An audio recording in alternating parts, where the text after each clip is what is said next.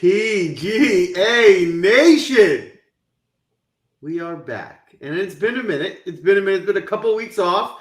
We've missed you all so much, but we are excited to be back for the FedEx playoffs. We decided, even though in fairness we didn't show up the last 2 weeks, we decided to show up this week, unlike Rory McIlroy, who decided he was just going to not show up because it doesn't really matter if he shows up or not, which is kind of funny and interesting. Spence, how you doing tonight? Good, Joel. Good to be back. Missed doing the show the last couple weeks. We didn't get to talk about your victory.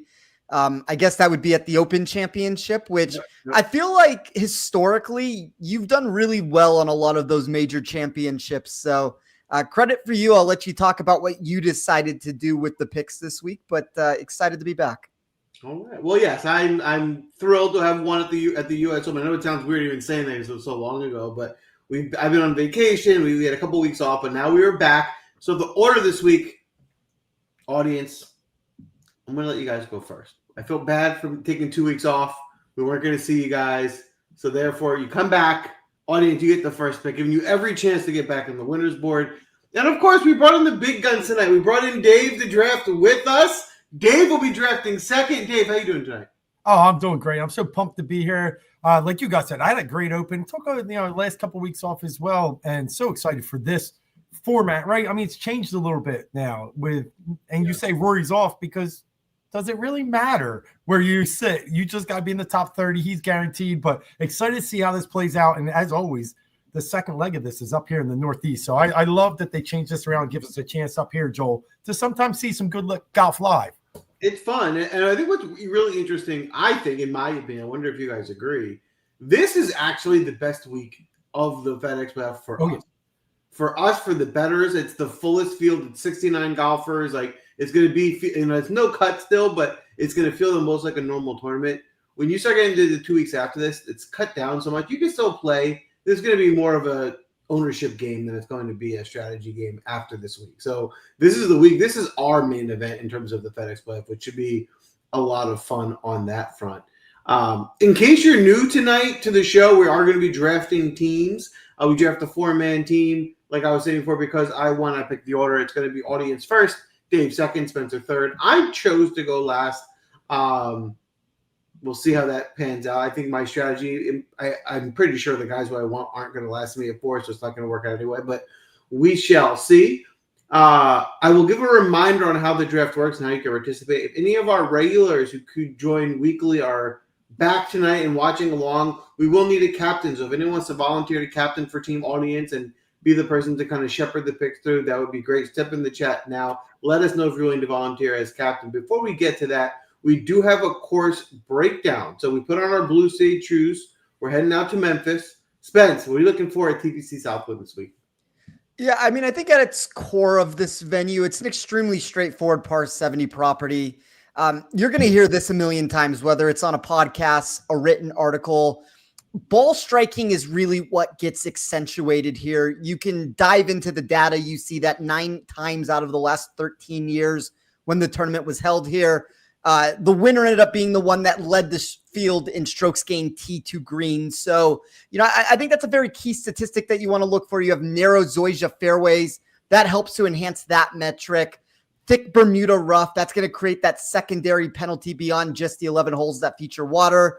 And I think that zoysia conversation is one of the most notable pieces because you get this extremely stark contrast of when balls are in the fairway, they're going to sit up for second shots, versus when you get stuck into this thick Bermuda rough, it can be extremely sticky to hit out of, especially with all that water that I talked about that enters the mix here. So, accuracy is something that is certainly you can look into. But the one thing I will say to that is I noticed this, I would call it this corollary trend that took place to where there were certain golfers that for whatever the reason was, seemed to outperform their normal off the tee statistics at this venue.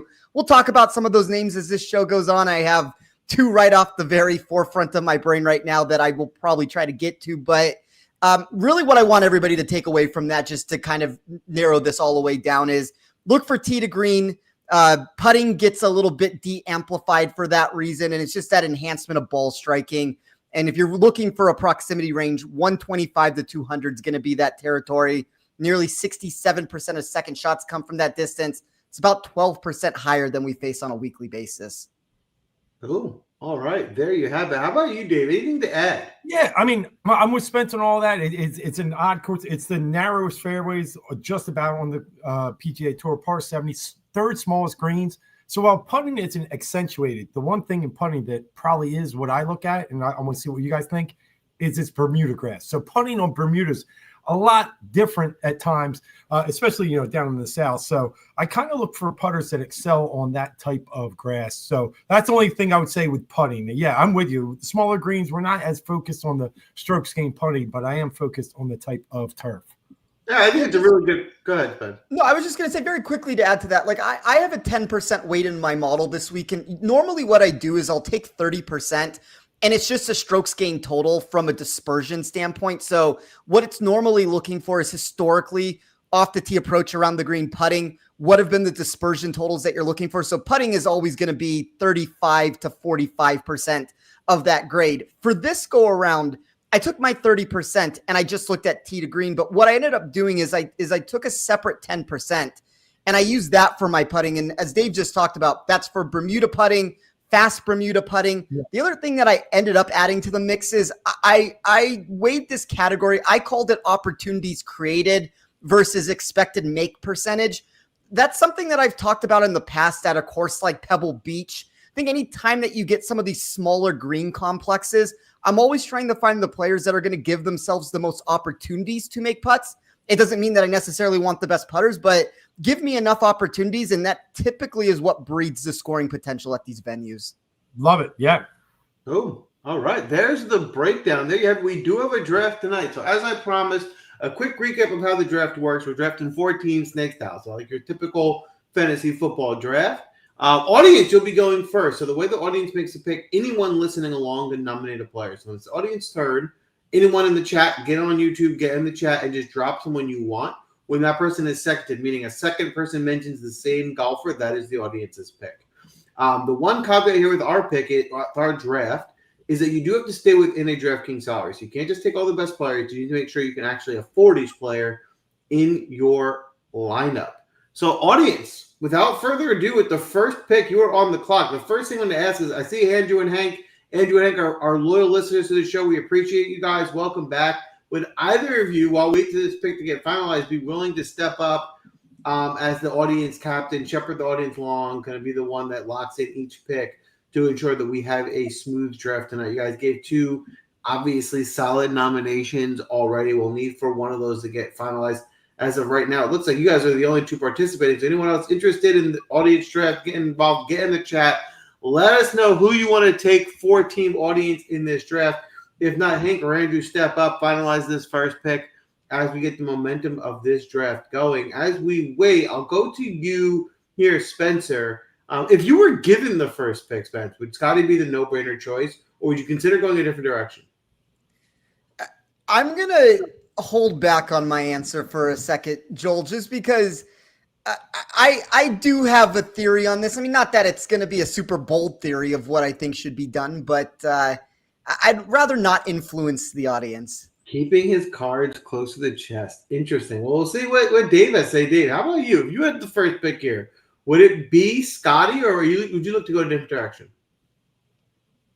All right, I'll throw my strategy out there. I probably would not take Scotty first. And that salary at $13,000, the next drop down when you're 2,000 less, I can really build a better lineup in DFS. If you gave me a flat no salary cap, yeah, absolutely, Scotty. But in this DFS format, in DraftKings, sitting at 13,000 and his course history here, I probably wouldn't take him first. So, but I get it. I totally get it if they do. I don't. The picks off the board. Thank you, Andrew. Locked in, yeah. Scotty Scheffler. And I'm going to go ahead. I'm going to explain something because we've heard me previously multiple times say pricing is soft. So the fact that Scotty's price up doesn't matter. I actually don't think the pricing is that soft. Like, I mean, you can get to some spots, but at the $13K, I find it way more difficult to build a well-rounded lineup with Scotty than I do past weeks when he's been more expensive. And there's other guys that have been cheaper, which has just made it been easier to build around him. This week, I find it very difficult to build a well-rounded squad in a no-cut event. Even though no-cut tells you get 6 days guaranteed, I still don't like the way the squad looks just because of how expensive he is. So I'm with you on that one, Dave. Now, if Scotty came to me at the 4th pick, I'm not saying I'm not going to play Scotty. There's a world where you just kind of make it work. But at the 1 overall, I don't think Scotty's my pick this week. All right, Spence, the pick's off the board. So tell us, where would you have gone?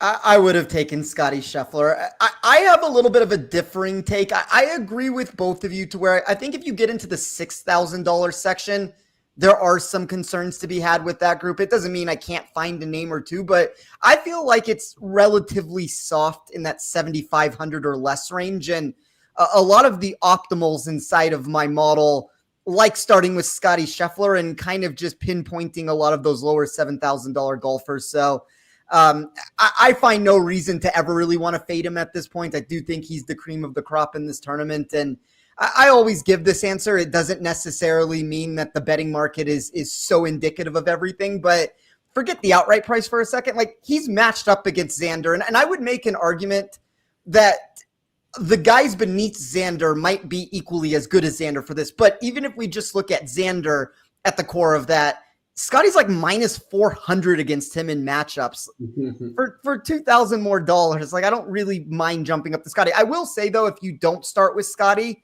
there's a lot of really unique ways of how you can build this.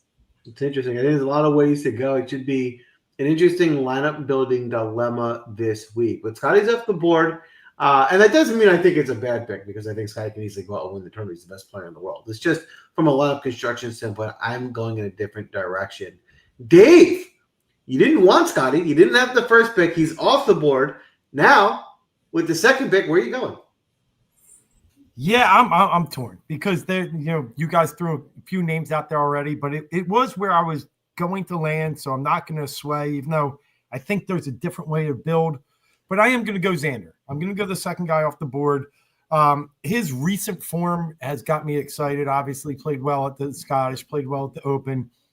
And really, I mean, he's sitting 42nd in the FedEx Cup standings. You got to stay in that top 50. I think he's probably well put there, but it's quadruple points now, right, when you play in the playoffs. So, guys behind him, he's got to play well here just to really get his status to get to East Lake. So I think it starts now with Xander. I think having these couple weeks off. I think, form here too, right? He was T2 last year, closed with a 63. He's really accurate off the tee. He's a great ball striker. We're just waiting for that putter to catch fire. And I just think he's played some bad golf this year, but he's in the right spot now. So 11-1 scares me a little bit. That's why I'm hesitant, but his course form, his recent history, I'll take it. I'll take him. 11-1. Boom. 11-1 off the board. Going for a motivated Xander Schauffele. He needs to do well in order to get through in this tournament. Spence, would love to get your take. Is Xander Schauffele on your radar this week? Yes and no to the answer. I'm going to kind of trickle back to what I was just talking about. It is a completely different beast here when Scotty is not an option that you can select. So for me, all of a sudden with Scotty off the board, whether it's Xander, Henley, Thomas, those are 3 of the next top, 5 players in my model. So I don't think you can necessarily go wrong. For me personally, I'm going to be trying to push up to Scotty where possible, but with that not being an option, all of a sudden, all 3 of those guys go into play. And I would make an argument that those 3 in particular are probably much heavier in the weight that I want to play them than the names beneath them in the $9,000 section. So I don't mind the Xander pick with Scotty being off the board, regardless of whatever I've said so far. Well, you've mentioned the 3, Xander, Henley, and Thomas. Will one of those 3 be your first pick here at number 3? Well, actually, one of those 2, because Xander's off the board. So it becomes down to Henley and Thomas. I'm going to regret doing this, I'm sure. I'm going to go with the golfer that I think is going to win this golf tournament that is not in this section. And, I talked at the very beginning on this show about ball striking and tee to green narratives and golfers that pop because of all of that comes into play. And if you look at Hideki Matsuyama, this is a golfer last year who entered this tournament, wins this event. And you go and you look back of why did Hideki win this? Well, one, the tee to green acumen is going to always look great, but You look at some of the recent off the tee stuff, that's where the concerns are going to come into play. So just the approach and around the green, plus 7.675 is what he is averaging over his last 4 tournaments. So you see 2/3 of the tee to green answer come into play there, where it's not as off the tee. But the one thing that my model kept finding, and I talked about this at the beginning, is there are certain golfers that on similar comp courses off the tee seem to find success. And Hideki kind of checks all of those boxes. 4th for me off the tee at TPC tracks. He was inside of the top 25 for overall projection when you took this exact blueprint that you're looking for. So, I don't know. I mean, with Scotty gone and not really having a rhyme or reason of the purpose of what I want to do, I'm just going to take my favorite golfer and, whatever that leaves you with, Joel, I guess I assume you're going to take Henley, and you can tell me thank you after you do, but I'll take Hideki here and bet on some of that upside. Well, I am pleased. The 2 guys I wanted actually fell to me, so I'm happy with how this turned out. But I do have a question for you. I'm intrigued that you took Hideki first, because Hideki was someone I'm very torn on this week. As most of you know, if you watch this show, I love Hideki. I normally play Hideki. I was scared off by his driver. Everything else about his game looks amazing, but this is, of course, you want to be accurate off the tee. I like a lot of what Spence was saying there about how, having some gaining strokes at TPC courses, the layout might benefit him. But okay, what is your level of concern of him finding fairways this week? It's concerning. I mean, it's the problem that's going to be the detriment if that's what ends up taking him down. And it's not like we have 0% ownership on him right now. He's been a very trendy name that's catching buzz this week. The thing is with him is when you just look at him off the tee over the last 24 rounds, he's 63rd in my model. You look at this over a 2-year perspective, he's 59th in my model. I mean, this is out of 69 players. There's a lot of negative marks from the short term and the long term there, but you get to a lot more of that, the comp trends, the corollary data. 4th off the tee at TPC, 30th at courses that are similar. And I understand some of these numbers are not necessarily going to be the greatest return outside of that TPC one. He's 31st at Bermuda tracks with Bermuda rough. He's 31st when you take a secondary comp look at these off the tee stacks. A lot of that moves him into where he's inside the top 25.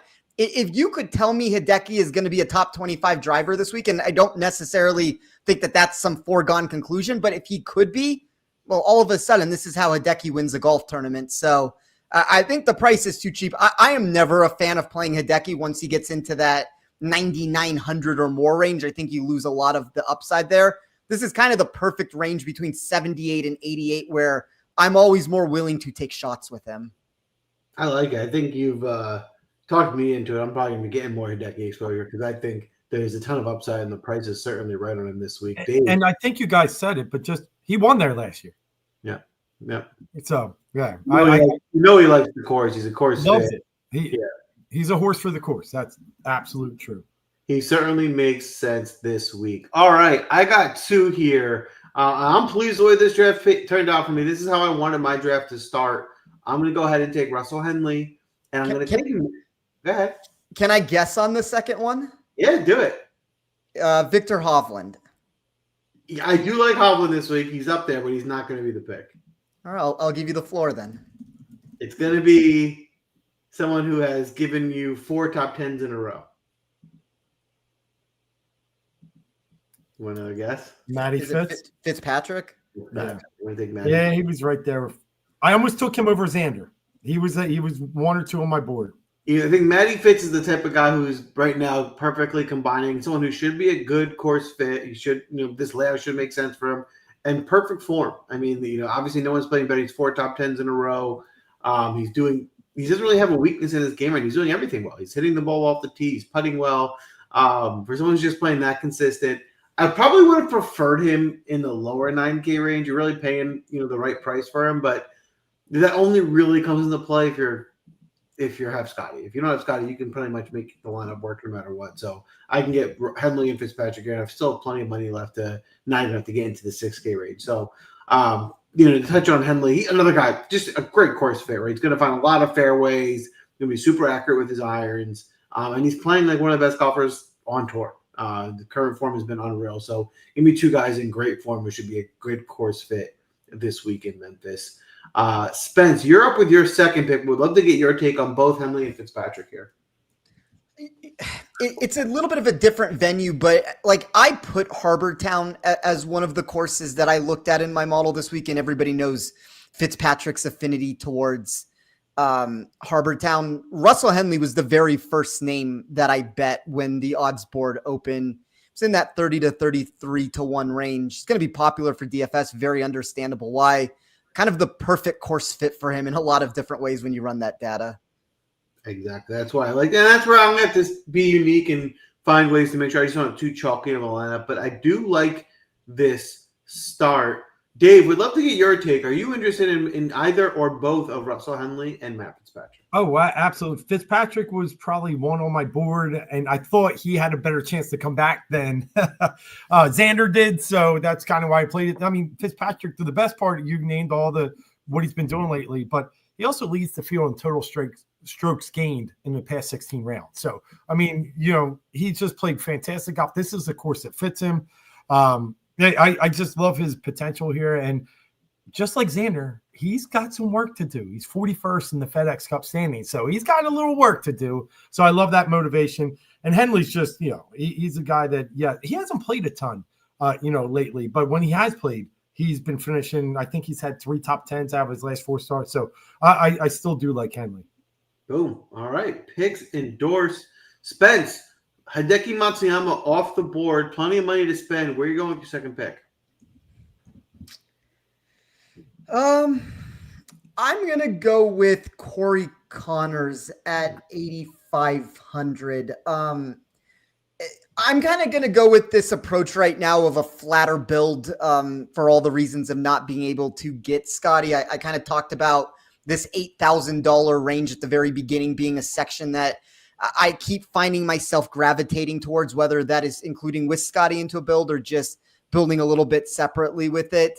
Some of the weighted comp stuff does not like Connors, which was a bit of a surprise for me, but 9th in my model in weighted tee to green, 10th in my model at TPC Properties, also inside of the top 15 for weighted scoring. So if I ignore all the comp outlooks for him, which is kind of where the concern comes into play, I think he looks really nice for this course. And he bounced back very nicely from that wrist injury that he had. He caught absolute fire at the Open Championship, barely made the weekend. When he got himself into the weekend, he was one of the hottest players in the field. So I'm going to hope that he can continue that to start the playoffs.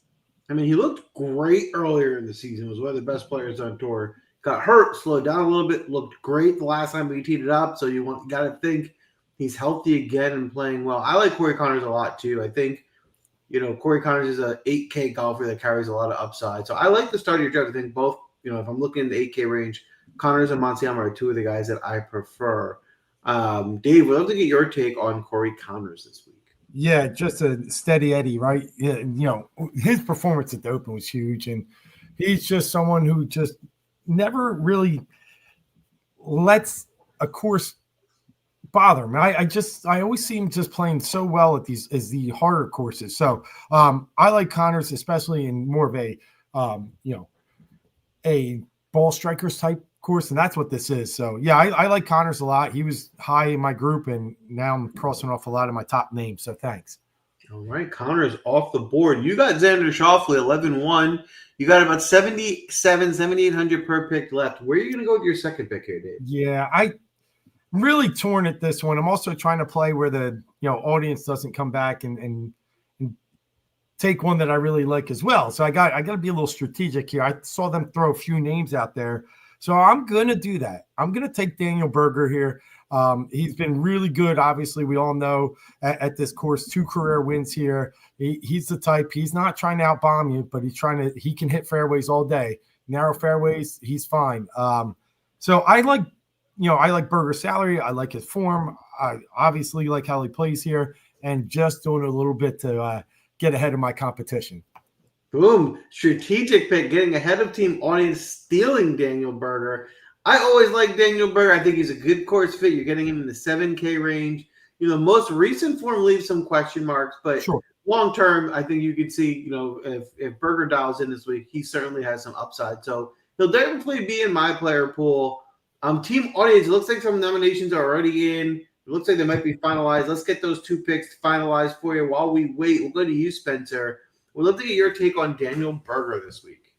Yeah, I mean, Dave talked about the course history. It's as good as it's going to get in this. And I mean, the one thing I will note is some of those victories came before this became some limited field event with it. So, I mean, it's something to keep in mind. But if you want to poke holes in Daniel Berger's recent form, it's really all on the putter at this point. And we've kind of talked about ball striking being the core of what this is. And there's a reason why golfers like Berger, Hideki are able to find success on this course. So, I mean, I really can't draw up a better course for him. And as everybody knows in the audience, it feels like pick Daniel Berger every single week. And in all reality, if you would have lasted to me at the 303 or the 402, he probably would have been off the board in one of those 2 picks. Oh, so everyone endorsed on Daniel Berger. Team audience, great job locking those 2 in. Griffin and Goddard, 2 guys that are on my radar. I was actually planning to take Griffin with my next pick. I also would have considered Goddard up there. So I like the audience's turn here. A solid start with Scotty Scheffler. We'll see how you finish down in that 6K range, but I like the first 3. Spence, we'd love to get your take on Chris Goddard and Ben Griffin this week. I like both of them. They were both in fringe options that I was considering. Goddard specifically, when you look at some of his data points, I didn't necessarily love him entering the 3M Open. I thought that was one of those classic letdown spots that was going to occur. And even with some of the data, it didn't necessarily love him as much as it had the weeks prior. And he goes out at the 3M Open and he follows up that 3rd place finish at the Open, the win at the Scottish with the 10th at the 3M Open. So, I mean, this is a guy churning out results. And if you look at Ben Griffin, I feel like, Joel, you and I have talked about this a million times with Ben Griffin. He got cold there for about a 2 or 3 week stretch. And outside of those results, one of the best players on tour week in and week out. So I think you and I both, I don't, it might have even been at the Open where it might have been a disappointing result there, but we have been saying, and I know we haven't been on air the last 2 weeks, but even before that, we had been saying, do not look at those Ben Griffin missed cuts and necessarily don't play him the next week. 100%. Because even if you look closer at it, it wasn't like when Ben Griffin missed the cut, it wasn't like he was like shooting 78s. I mean, when he missed the cut, I think he shot like 69, 70. He shot 74, 70, 71, 68, which were like, still respectable rounds. I didn't think he was shot, and he came back and gave me another good result. Ben Griffin, to me, is someone who should be in that elite tier at this point. Like, when you look at the conversations of people who should be considered for the Ryder Cup team, Ben Griffin's almost a lock. Versus you're getting some of these other guys who are priced much higher than him that are questionable. So it just goes to show you the way he's playing. I love Ben Griffin. Definitely someone at a price at 8,100 that I want to get some exposure to this week. All right, Dave, you got your 3rd here. Berger and Xander off the board. Where are you going from here? Yeah, and let me just comment. I think the Ryder Cup kind of motivation is huge for both of these guys. I think Goddard's in the talk now too. 20th in points, right? Griffin, I'm with you. He's 9th in points, looks like a solid lock, but a lot can go on. I think those 2 really almost might be playing for one spot. They could be. So I think there's a good motivation. Both really good picks. Both playing really, really well for Team USA. I won't be going with a Team USA person here. I'll be going with a lock for the other side. And that's a guy that's just, one of the best iron players on tour, 4th in strokes gained approach, 23rd in proximity. I'm going to go with Sepp Straka. I think, he's had some decent history here. He didn't play that well last year, but he's had some performance. And obviously the Open, not great, but the Scottish, he finished 7th. And he's still got a lot to play for being at the top of the FedEx Cup points there. So I like Straka's game and how it fits to this course. He's had some time off. 8,700, I think, is a really good price for someone that has a chance to win, just like Hideki's in the 88 range. So I'll take Sepp Straka. Straka's an interesting one this week because, when he's clicking, he's a no-brainer. He'd probably be the first guy I put in there. He slowed down a little bit, but it's certainly there. I mean, he's not that far away from his peak ball. And, if he gets a hot putter, he can lead the field in putting and ball striking. So, Sepp Straka is definitely an interesting pick. He can also find a lot of fairways. So it's a matter if you think he can turn it around this week and find that form that he had a couple months ago, which it really wasn't that long ago. But what's most interesting about it is the ownership to me doesn't seem that high. So if you get him at a low ownership, there's a lot of value there for sure this week. All right, Seb Straka off the board. Spence, would love to get your take on Straka there as well, and then you're up with your third. I would make an argument with Straka. While the floor is very, very low, I would say the ceiling of these $8,000 golfers, maybe outside of Hideki in that range, obviously, because I took Hideki, so I can't put him above him. I would say Straka has the best chance, if you're looking at large field GPP contests, to actually be included in the winning lineup. Any time that you can get him at sub 15% with the way that he's able to strike his irons at a course like this. And by the way, as this is going on, this is going to be my next pick with Wyndham Clark. And it's a little bit of a tale of Prasant there. Like, we've talked about this over in the Rotoballer chat, and it doesn't take much for me to get onto Wyndham Clark, but like the Sepp Straka pick to end that conversation very quickly. But as far as Wyndham is concerned, you know, I've talked a little bit already about some of the comp venues that I used, and with the smaller greens, Pebble Beach was one of the ones that I looked at. And, you know, Wyndham Clark has won at that tournament before, and you add him into a course here where he came 7th last year, and the recent results of 3 top 12 finishes in a row. I think everything is starting to churn for him again. And if you can get that upside on a golfer like this in the $7,000 range, especially here with a lineup like mine where I cannot have Scotty, it's going to pair even better with Scotty in a lot of ways. But I'm just kind of shooting for as much upside in the names of like Hideki, Clark, and try to counteract the audience being able to have Scotty there. I love Wyndham Clark. I think he's striking the ball. You know, I'm not like, I know you're a Wyndham Clark guy. You play Wyndham Clark all the time. I'm not. Like, I don't always play Wyndham Clark as much as you do. But I think his current form is you know, I think we are seeing that form of Wyndham Clark. He's peaking. He's ball striking has been elite, and he's making putts. And I think when you see Wyndham Clark playing like this right now, he's one of those guys that finds lightning in a bottle. He plays really well for a few months in a streaky golfer, right? And then he kind of falls off a little bit. I think right now you're hitting him in his peak at 7,600. I mean, there's few guys in that 7K range and below with as much upside as Wyndham Clark. So Wyndham Clark is definitely someone on my radar. I love that pick. We'd love to get your take on Wyndham Clark this week as well, Dave. So I fall more on the Spencer side of things. I mean, I'll give a quick story. I was hanging out with someone who does some work for the PGA Tour, and they, you know, we were talking right after the U.S. Open and, you know, what he did at Oakmont, obviously not, and he got suspended for it, right? You know, it'll all get fixed out. But I asked, what's his problem? And he said, it's just in his head, right?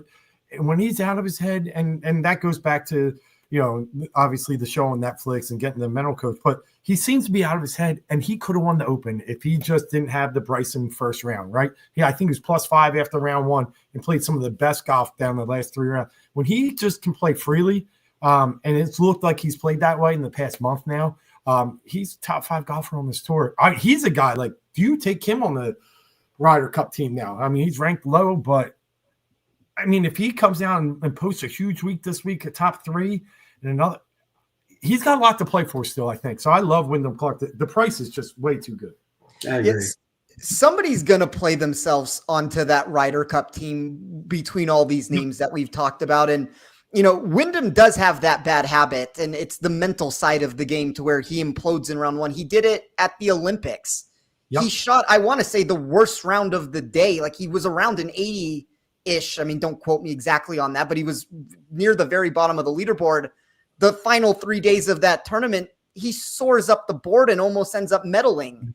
Like, this is the kind of stuff that Clark does where he gets hot. And if he can just start this week a little bit cleaner, the upside is through the roof on him. And, you know, Prasant and I were talking about him as like a 66 to 1 outright bet. I mean, I don't know how you can find better value in that. The floor is low. The floor is going to always be a little bit lower on him for all the reasons that even you guys have mentioned. But I think in a no-cut tournament, you want to shoot for that ceiling as much as possible.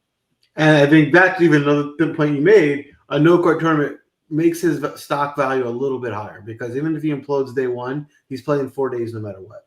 And so let me ask that. That's a great – is the 60 to 66 to 1 great now, or do you – say, let's see what he shoots round 1, or do you do both, right? Do you grab those numbers now and then Hey, It's if a he good goes form. even worse. I would say if you believe in him, I would take the 60-60 one. Yeah, Because it's not getting better. So if you believe in, I mean, if he ends up having a bad day one, yeah, you probably lost. But you could double down with the no cut tournament. What I was getting at, yeah. I don't think he's going to win the tournament if he has a slow first day. Okay, yeah. So I would bet on it. If he avoids a slow first day, he can win the tournament. I would take the 60-1. I would give the same answer to that. I just think when you have Scotty Scheffler in the tournament, if you put yourself down too many strokes to him, it's kind of tough to come back. And, it's one of those things to where he can work himself up the leaderboard. And maybe that's even where more of the bet comes into plays. If he has a slow day one, let's just say he's a big number. You can also bet him to come top 10, top 5. Yeah. There are other markets out there to try to get exposure to and just double down on it that way. True. Good point. All right, I'm going to go here. I'm going to, what I'm thinking through here is looking at the salaries left. So I want to take cheaper guys first, or how strategic do I want to be? I'm going to take my more medium guys here, and because I see Spencer's got some money left, so I don't want to get any of my picks taken here. So I'm going to take Harris English, and I'm going to take Aaron Rai. Mm-hmm. So two things here. Data Golf loves Aaron Rai this week. More than I liked him, but Data Golf really likes Aaron Rai. I mean, the obvious things are there, right? He's going to find a lot of fairways. He's a good ball striker. The reasons, good course fit, that all makes sense. Then the concerns are the putter. I think Aaron Rai is safe this week. I think he's going to get you probably top 30 at worst. I even, as I'm taking him, I even still question his upside because he's going to have to make some putts to be able to get you in the top 10 or 15. And will he do that this week? I think he can. I would be honest with you and say there are some other guys here in this lower 8K range that I would have preferred that are already off the board. So I don't dislike Rai. I think he's safe, but I don't love the upside. With Harris English, what more do I have to say? He's been awesome. And the one thing with English that's highlighted, he's a great short game player, but his ball striking has been really good. So if I can marry, a hot ball striking Harris English with his short game, you're going to get good results, which is what we've seen from him recently. He's been playing great golf as of recent. I think that carries over to this week. So, Spence, I'd love to hear from you. Were you interested in Harris English or Aaron Rai this week? You talked about Aaron Rai and Data Golf loving Aaron Rai. And I used to think, and it isn't necessarily as strong as it used to be, but I used to think my model loved Aaron Rai more than anything out there in existence. I've bet him quite frequently. And then you see those Data Golf numbers, and he is every single week the best value on the board. And I would agree with you, Joel. I don't know if I necessarily think his upside is as high as Data Golf is going to tell you that it is. I do think at the end of the day, though, this is a very, very safe golfer. And we'll see where the numbers end up landing with it as far as ownership percentage is concerned. But I see 13% right now. That puts him as the 16th overall ownership player. I have a really hard time believing that that's going to be the percentage with Data Golf pushing it as hard as it is. And maybe that number ends up climbing. But if he is, hypothetically speaking, the 16th highest owned player as the 17th DK price player, there's a lot to like about him. You don't even need all of that upside if those are the actual returns that you get. Exactly. If you can get me a top 20 somehow, I think that would be ideal in this type of scenario. Go ahead, Dave. I think, and I'm trying to find where I saw this. I think he gained 10 strokes last week on approach, and it was -5 putting. He was so blowing. It might have been tee to green or it was approach. His numbers were so good last week. He easily could have hung up there with our boy Cam Young, but he just couldn't make a putt. So, I'd rather take a guy on this course, to your point. He was on my radar big time, of someone that's really striking the ball well and given opportunities to what Spence said earlier. I just hope a couple fall. That's right. right. 10.4 strokes gained approach, an additional 3.5 strokes gained off the tee.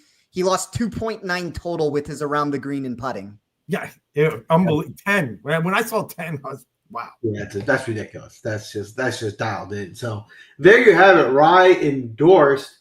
All right, Spence, with your fourth pick here, you got Matsuyama, Connors, and Clark, about 8,300 on average to spend. Where are you going from here? I'm going to take Maverick McNeely at 7,500. This seems to be the golfer for me that maybe this is my data golf version of the name that I seem to be much higher on than the public is. You do hear a lot of rumors swirling of whether or not he's going to be on the Ryder Cup team. I think he has a lot to play for. He's one of those other names to where, as of this moment, I assume he is not on the lineup, but throw 3 weeks together, show some of that upside that you exuded early on in the year. I think he can work himself onto this team. And, talked about Pebble Beach for Wyndham Clark. Maverick McNeely fits that same answer there. And you just look at what he's done at this course as probably an inferior golfer to where he is now. 2 quality finishes, and a lot of that stems from inside of the top 17 of my model historically at TPC tracks and similar properties. So I think this is a nice course for him. And I think the ownership's going to stay low because we haven't necessarily gotten all of that recent upside from him. Also, if you're just running it from an approach metric standpoint, a lot of that is going to look very gross on the surface. But I think a name like Maverick fits this course really well of what he's able to do. And at 7,500, this is kind of that range of a player to where there is more upside at that price. He fits really nicely with the Scotty Schefflers of the world. I would venture to say that a lot of lineups in sharper contests are going to start with some fashion of Scotty, Rye, McNeely. Like that's going to kind of be what the starting point is in a lot of those spots. So not having Scotty and putting McNeely is already different for me. I love it. And I like McNeely. To your point, McNeely's one of those guys in the 7K range that I think just has a higher level of upside. Now there's a floor. Could miss it, but if a guy, you're going to bet on a guy to give you a top 10, McNeely's one of those guys below 7,800 that, certainly can do so. Dave, would love to get your take on Maverick McNeely this week. And then we go again, a lot to play for. Spence said, 11th in the Ryder Cup standings, coincidentally 11th in FedEx Cup points too. So had a great year. It's someone who should be considered, but knows, as we talked about earlier, there's a lot at stake here if you want to play for that team up in Bethpage Black. So I love his game. I love how he fits this course. It's just, I don't know, for me, is how much does he have left? He's been putting a lot on the line this year. And he's played well, so I'm sure there's enough left in the tank. But how much percent owned is he? Because I've seen his name everywhere. Have you guys seen ownership numbers on him?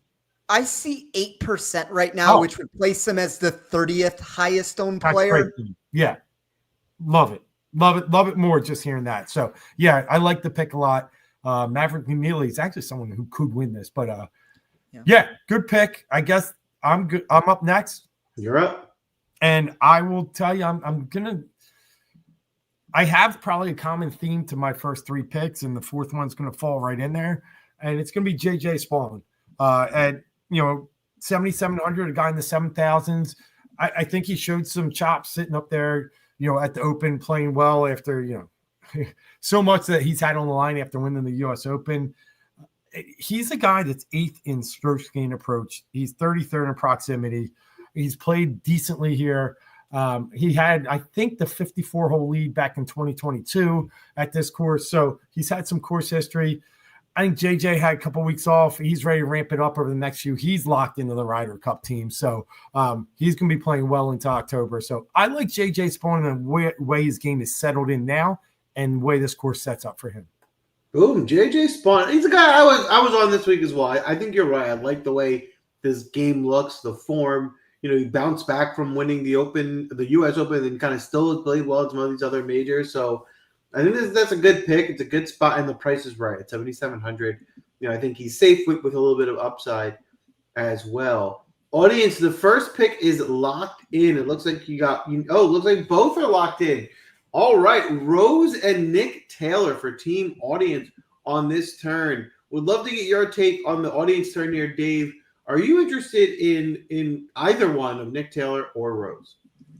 Well, I definitely like Nick Taylor. Justin Rose, he's, I talked about it the other week, how Lucas Glover gives me kind of like, every time I pick him, he's terrible. Every time I don't pick, it's the same way I work with Justin Rose.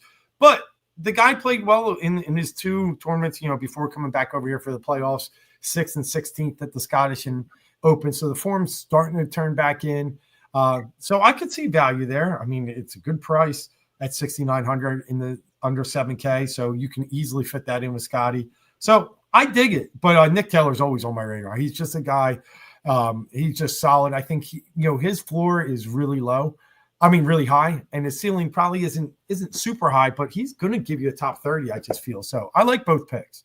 Yeah, I like the way Team Audience's roster is coming around with the Scotty start. I think it's a nice way to balance out the roster. So great job, Team Audience. Dave, you got Spawn with your last. You got about 7,300 per pick left. Where are you going with your fifth pick? All right, so I'll fall a little bit off where I wanted to go as far as what so far I've taken 4 guys in the top 11 in the PGA Tour and strokes gained approach. Now I'm going with the best putter on tour. Give me Denny McCarthy. At this course, he's had some decent form. I liked, at the Wyndham, he rounded out well, sitting there with a T11, shooting 63 on the last day. He's got a little bit to play for as well, obviously, but I like him at this course. I really obviously love his putting, which I think if he can get hot there, he's got a shot. I hate him on big courses, but here in a par 70, I think it fits his game very well. Yeah, you got a guy who just McCarthy's the type of guy where you got to find the spots and you get him in the right place. He certainly possesses a lot of upside. Yeah, he plays well on tough courses, just not as well on the longest, but yeah. And this is tough. It can play tough. But to your point, it's not the longest, which is something that he should benefit from. So Spence, well, look at your take. Are you playing Denny McCarthy this week? I like the McCarthy pick. Of the last 4 picks, really like the JJ Spawn pick. If you just look at course history, Dave talked about this. It may not look that great. There is that 54-hole lead that he had that he absolutely imploded on Sunday. Mm-hmm. As far as the audience picks are concerned, I am completely out on Justin Rose. I am not a Justin Rose guy. You could sell me on Nick Taylor's upside. It's just going to come down to what the ownership percentage is. I see between 10 to 13% on most sites right now, which is a little bit chunky for a $6,000 golfer. Less concerns with him, though. I think that if you like him, there's reasons that you can fit him into a build, but I'm just really at this point just rarely signing off on Justin Rose. Oh, even though he has been playing well. No, I think he's fair. He's burnt me every single week in matchups. Like I have lost so much money fading Justin Rose over the last month. So, maybe this is one of those things is don't do as I say with Justin Rose, but I am very strong with my convictions. If I believe something, I continue firing over and over again and watch the bet lose 100 times in a row because that's what my numbers say. But I don't know. It's just, to me, I don't think it's as legitimate of results as they seem to be. Well, while we're on conviction, you got plenty of money to spend. You can pretty much take who you want, whoever's left. 8,800 per pick, 2 picks left. Where you go with your 5th pick? I mean, Prasant can just pick for me at this point, apparently, because I'm going to take Akshay Bhatia. I wrote about this in my Rotoballer article.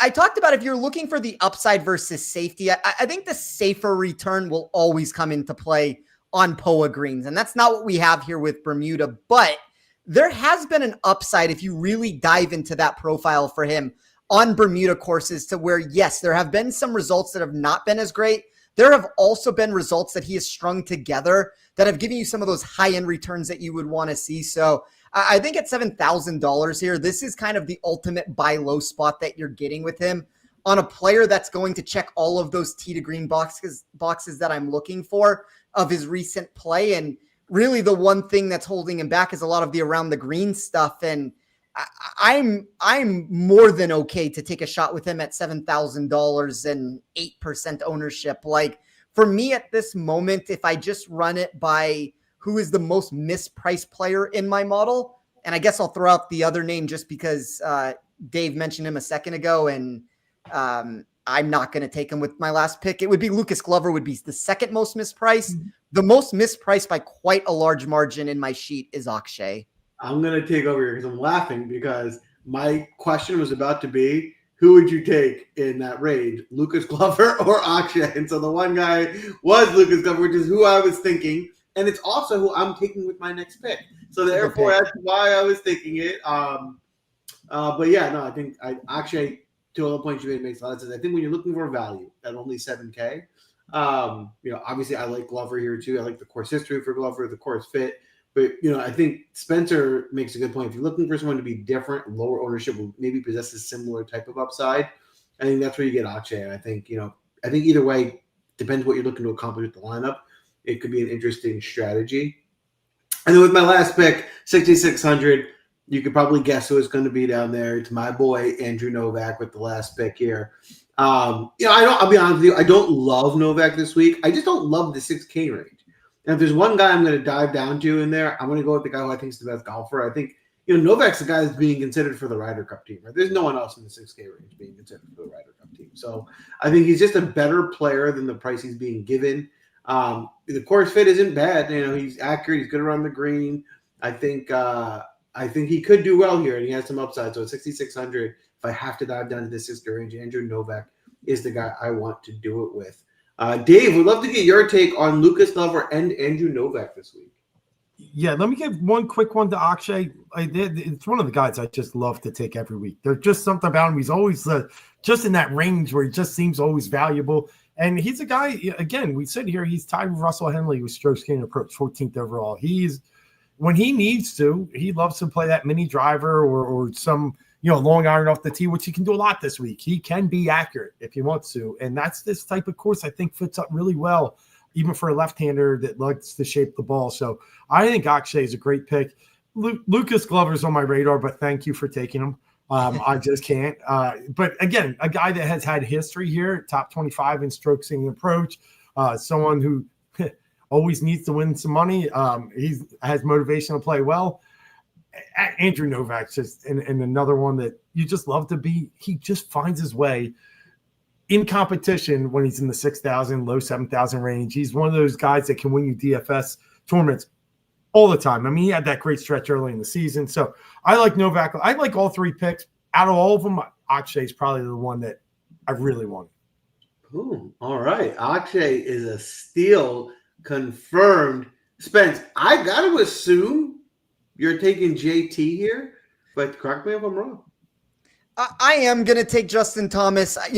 Honestly, you could make an argument to take Tommy Fleetwood also here. I think they're actually priced against each other in a matchup, and I want to say Fleetwood is substantially favored over him. But I have been a broken record on this show, Joel, almost the entire European swing season and even dating back earlier than that Justin Thomas is very, very, very close to getting another victory at some point. And if you look at the putting returns, they are spiking in all the ways that you want to see. And really what is holding him back in a lot of ways, and even when you just look at him at this course, it's the Hideki Matsuyama answer to where what can you expect off the tee from him? And Thomas and Hideki were the two largest climbers that I had in my sheet this week of the upside answer that you get from him off the tee at similar courses like this. For whatever reason, when you throw him on comp venues, he pops over and over again. There's a reason why he's won at this course in the past. And there's a reason why he seems to find success at this venue. So I like Justin Thomas. I don't necessarily have a massive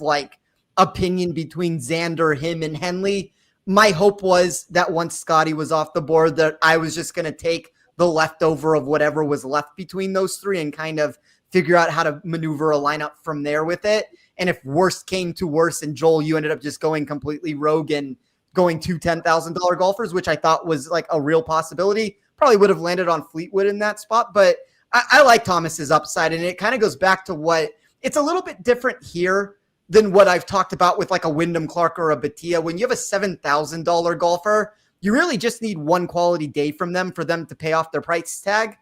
For Justin Thomas at 10,000, you're going to need more than that one day. But, if you think historically of the players that possess the biggest upside in no-cut tournaments, I really think it's Xander and Thomas. Those are the two names that always over and over again seem to find success in these sorts of events. So I will take Thomas here. I will say I am shocked. I don't think he was taken that nobody took Victor Hovland. I thought he was going to go in the first four picks and nobody grabbed him. So that's quite the interesting return there. Oh, all right. Off the board, Justin Thomas in the last round. A little bit surprising there. Dave, would love to get your take on Justin Thomas this week. If he can find a fairway, he has a chance to win. I mean, I think he's lost strokes off the tee in his past 5 tournaments. He was so bad at the British or at the Open. If he can just get that right, every other part of his game is working. So, yeah, I think there's high upside. I did consider him strongly. compared to Xander. Like I'm the same. I can build from 10K down and have no problem with it. But if I'm going to grab one up there, it's the Scotty Xander JT. And I'm big on JT. I think it's high risk, high reward. Like he could sit there and shoot, 74, 75 and be out of this tournament come Saturday and then go back and shoot 65. He'll do a Wyndham Clark. So it'll be interesting to see. Hit a fairway, and I think this guy's got a chance for a top 5 easy. All right, Dave. You don't have enough money for him anyway. You got to dip down to the 7K range. A lot of guys down there are off the board. So where are you going to go with your last pick?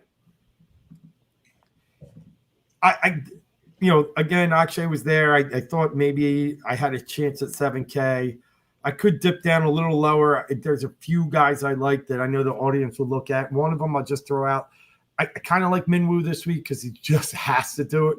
But I'm going to settle in on a guy that this might not be his best course, but there's some course comparisons that I like from him and a little bit of recent form. I'm going to go Brian Harman. I just, you talked about it a little bit earlier, Spence. He did play RBC Heritage, a T3 there. He always plays well at Travelers. Maybe not the same grass, but a very similar range of distance and par. And he was 8th there. Harmon did much better, obviously, at the Open going T10. He loves playing out there. We won't see a ton of wind this week is what I'm saying. I think it's going to be just a hot, dry week. Humid, obviously, when you're playing down there. And he's a good putter. So if he can, get used to these greens, you won't see much change in them from Thursday to Sunday. If anything, get a little faster, drying out. There's a chance. I don't love this pick, but he fits where I kind of want to go with this. So I'll go with Brian Harman. I'm not lying. I just had a feeling. When it was your pick, I was like, let me guess. I think you're going to take Brian Harman. I didn't say it, and I regret it. Yeah. You took him, and I was like, wow, it actually was who I thought you were going to take. So, but same things. I agree. I thought the same thing you were saying. It's like he's not, he seems on paper like he should be a good course fit. He could kind of make this course work based on how he likes to play at 7,300. I think, being as a lot of the other guys in that range are off the board, I think that's a good way to pivot. Yeah, Kirk's there too. Kirk disappointed me last week. I had him in a one and done, and he really had a blah Sunday. So maybe I have a little bit of subjectivity to that right now. But I just don't know if Kirk has what it. I don't love. I take the upside of Harman over Kirk. I think Kirk can just be steady here. I think Harman has a chance to be a top 5. It's interesting. Yeah, I mean, I think Kirk tends to rise in those watered down events more. And against the big dogs, I think that's where Harman tends to have he's more of a guy that can compete with the bigger dogs, in my opinion. What's Kirk's course? It's Scottsdale, right? He's like awesome out there, and he does it. He does play. Spence, correct me if I'm wrong. He does play well on these TPC courses, doesn't he? In my model, he grades. Where is that? Yeah, because that was a TPC course. That's what I was getting. I know he plays well out there, but his putter was so bad on Sunday. So he 3-putt the 16th to kill him. He's very hit and miss, it looks like, at TPC courses. He gives you some high-end results. He gives you some low-end results in the mix with it. I mean, if not that it matters, it's not my pick there. If I was deciding in Dave's spot, I think the choice for me, I mean, surprise, surprise, it would either be Jason Day, Brian Harman, Kurt Kitayama. You could kind of sell me on any of those 3 options. I think they're all very close to one another. I think the Harman pick is a very sound one, though. Like, you could make an argument that from a safety purpose, he might actually be the safest of the 3. Yeah, I don't disagree. Day's always someone I want to take, and I just never can pull the trigger. Like, there's just something that just, I don't know. I don't want to be surprised if Day had a good week this week, though. He's been one of those guys that kind of gives you surprise. Had a pretty good year for Jason Day. So yes, it's the 4 rounds. He always finds one round that he just lets you down. Yeah. Audience, the pick is locked in. Great job to United. Emiliano Grillo with your last pick. Spence, how about you on Emiliano Grillo this week? I think he's somebody to consider. I don't love the ownership. I mean, this is one of those spots where if I'm like comparing player to player, I think he's very similar to an Andrew Novak. I know, Joel, you've taken Novak and he's off the board. So, I mean, like they can't go that direction with it, but I would rather play a 3% owned Andrew Novak than an 8%, 9, 10% owned Griot. But I think like if you were to ask me who's most likely to finish better, I think it's truly 50-50 between the two. It's just an ownership answer there. Outside of the ownership, I think that he has looked good in spurts and been a very popular name over the last couple of weeks. It feels like it's the one name that I see pop up over and over again because his price tag never really changes or deviates that much from these like low 7s, high 6s, and everybody keeps going back in and week out. Yeah, I mean, personally, as you guys can probably guess, I do prefer Novak over Griot. But if there was a guy I was going to dive into the 6K range for, other than Novak, Griot would be up there. I mean, he's one of the guys that can perform, has some upside, can strike the ball well. So I can certainly get behind the pick from team audience. That's a wrap on this draft. If you're still here, smash the like button. Give us a follow. It goes a long way. We super appreciate it. Caitlin, a step ahead of us, already gave us her surprise. Yeah. Surprise, no Hovland, Fleetwood, or Aberg. Interesting. Probably Hovland is my most surprised it didn't go tonight. To Spencer's point, I think Fleetwood and JT had some similarities, very closely priced, but Hovland's just, I mean, he's a top, 5 strokes gained approach guy. He was I think he was T2 here as well last year. I mean, I was all over him, but I just went another route once I picked Xander. But I think out of the 3, he's my most surprised. Yeah, I mean, as Caitlin said, he's the most tipped player on golf Twitter and by a substantial margin. Like I said, Joel, I thought you were going to take him at either the 104 or the 201, and you didn't, and then nobody ended up taking him. I think he's a good pick. I understand he's very popular, but I don't have a reason to not play him. And just of the names Caitlin was talking about of Hovland, Fleetwood, and Oberg, Scotty's the most popular player. Hovland is the second most projected popular player. Oberg would be 7th, and then Fleetwood would be 10th. So the only other name that wasn't selected that is inside of the top 10 currently would be Cameron Young, which I don't know if I have interest to go back to Cameron Young after his win. I mean, good for him. He finally got across the finish line. I will say for everybody who bets Cameron Young every single week, that was never really my game. So that's not one of those that I feel salty about that I didn't get there. Like maybe 2-3 years ago, that was more of the route I was going down, but I haven't placed a wager on Cameron Young. It feels like in 18 to 24 months. I've been sober from that game for a long time. Okay, I agree. I think Cameron Young is playing well. This isn't simply the course for him after coming off a win. I'm not on Cameron Young this week myself. For me, I will say the biggest, not the biggest, but one of the surprise guys that I could take in, I want to mention is Ricky Fowler. Ricky Fowler's been playing well. He's trending. He's in the 6K range. He's cheap enough. He likes this course. He's had a good history here. I think Ricky Fowler is someone who has some upside in the 6K range and could surprise people. How about you, Dave? Anyone else you're surprised did not get taken tonight? Yeah, I consider Ricky over Harman. Yeah, I really like how he's played. But, I'll tell you one, and I know he's not always the guy that everyone thinks about, when you come over here in the U.S., but he's played well in the States all year. And that's Shane Lowry. His iron play is 3rd overall in strokes gained approach. He's had, 5 top 25s out of the last 6 American events. Played well, down there, Valspar 8th, Masters. So I'm interested in Lowry this week. I really am. And if the wind decides to kick up any, I like him more. But he was one at that price tag I thought was pretty good. And Sam Burns, Caitlin, talk about Sam Burns. I had one thing on him. He's the top ranked putter on Bermuda grass out of everybody in this field in the past 3 years. So it's just the other stuff that worries me. That's interesting, but one of the first things that stood up when I saw the player pool was how cheap Lowry was. I mean, not in his best form, but for a guy who gets you as many top 10s as he does to get it under 7,500, that was surprising to me, especially if you want to play Scotty Scheffler. If you're looking for upside, I think Lowry was interestingly priced this week, really cheap. We'll have to get your take on that, on Lowry, and if there's anyone else you were surprised did not get taken this week, Spence. No, I think through the names that have been mentioned, Burns was another one that I was going to say. That's pretty much the top 16, 17 of ownership. There's really nobody else that wasn't selected from within that group. we were talking a little bit in the Rotoball Discord, led by Prasant on this one with the Shane Lowry one. It's Lowry's problem at this course because it's a weird dilemma for him. I use PGA National as another one of the courses. There was about 6 or 7. I mean, that's pretty much all the ones that I've talked about so far, but PGA National was one of the courses that I looked at. And you look at Shane Lowry's history at PGA National, one of the best players at that course year in and year out.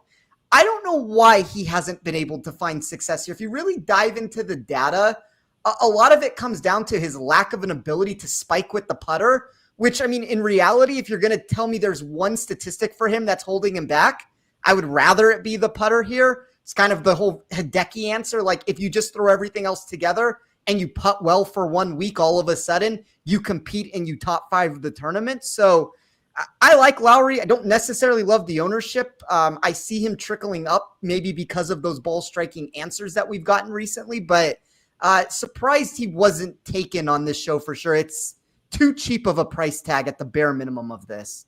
Now, did you do PGA National because of all the water hazards? It's one of the reasons behind it. Exactly. I use different courses for different reasons. So some because of the water, some because of the fairways, some because of the greens in the Bermuda. Like, not everything was exactly like TPC Sawgrass was another one that I use. Yeah. If you want to talk about water, that's all around. Like, there's a couple Florida courses, all the TPC properties come into play there. But yeah, I mean, Lowry checks all those boxes that you want to see every single time he goes to Florida with all the water that comes into play. He's one of the more perplexing names on this board of why he has not found more success. And honestly, I wish he was more expensive, because if he were more expensive, he would be lower owned. And then I would be more inclined to want to take a shot. And the way I see it right now, he's very cheap and he's very volatile. And that's a tricky combination to maneuver through. And I haven't necessarily decided if he's going to make my player pool or not. If you made me pick right now, I would probably say no, just because of the ownership. But if that number changes, that's liable to change. Well, let me ask you this real quick. If you had a choice between Spieth and Lowry, who would you take? Ownership doesn't matter on. Well, I guess they're about this. I mean, I would take Lowry based off of that.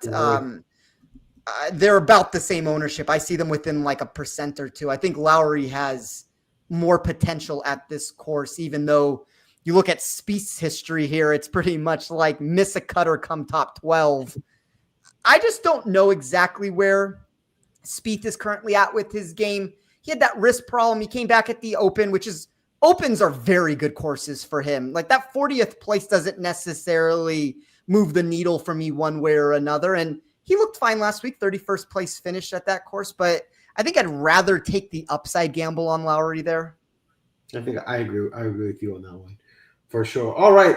Before we head out of here tonight, one last segment, and that is going to be our bets of the week. And I will kick us off. My bet of the week is going to be one of my favorite plays this week, someone that Spencer was able to steal in the draft. That is Wyndham Clark. I really like Wyndham Clark. I think the way to bet him this week is in the top 30 market. Like you said, he can survive a bad round and still get you in the top 30. You can get Wyndham Clark top 30 at minus 140 for the week. I'll lay a little bit of juice, but in this field, it's basically just finishing in the top 40%. The way he's striking the ball, I think he gets you there. How about you, Spence? What is your bet of the week? I don't have a very big card this week. I have 5 outright bets and nothing else that's currently included. I like that Wyndham Clark wager that you just talked about, Joel. I'll just give my 5 outrights. I will say my favorite one was Hideki when I got it at 45-1. That number moved very quickly, but I bet Henley at 30-1, Hideki at 45-1, Akshay at 90-1, Wyndham Clark at 66-1, and then Justin Thomas at 35-1. Ooh. All right. How about you, Dave? Do you have a bet of the week for us? Yeah. So of the stuff I put in already, so far I have a share of Sepstrock at 32-1, and I do have a share of Spawn at 50-1. So I like those two so far. Lowry, I'm not sure he can win, so I'm not. I might look for him more see what I can get in the matchups market, but. Between Spawn and Straka, 2 really, really good ball strikers that can play on tougher courses. So those are my two that I have some shares in already.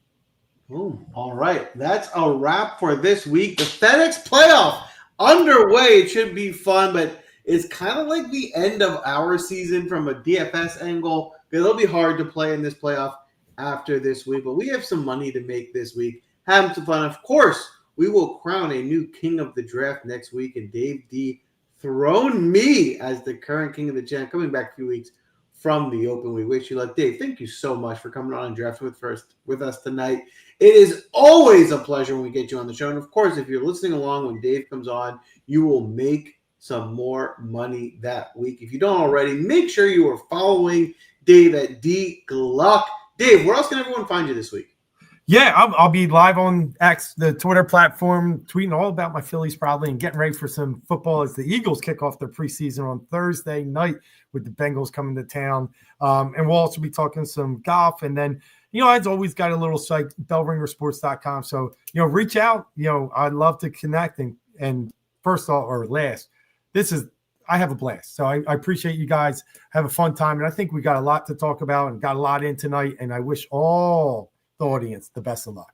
If you're betting on golf, sports, whatever, you're not following Dave, you're missing out. He will help you make money. Me and Dave also used to do a college football show together. We would hit a lot in college football. So if you follow us at all, you will get some wins under your belt. Spence, what did I forget tonight? Well, I appreciate everybody sticking with us. I know we missed the last couple weeks. That's on us there. We will be back to our regularly scheduled program moving forward with it. As you talked about, Joel, it's going to get more difficult over these next couple of weeks as these fields shrink. I don't think that's a reason why we can't do a show. We've always been able to make it work in the past, but I'll tweet out these lineups tomorrow morning. I'll tweet out the yearly results. This is something that we're keeping track of, and we'll see which lineup can take it down this week. Thank you, audience, for tuning in. Draft with us. Thank you again, Dave, for coming on. Good luck this week. And of course, see you next week.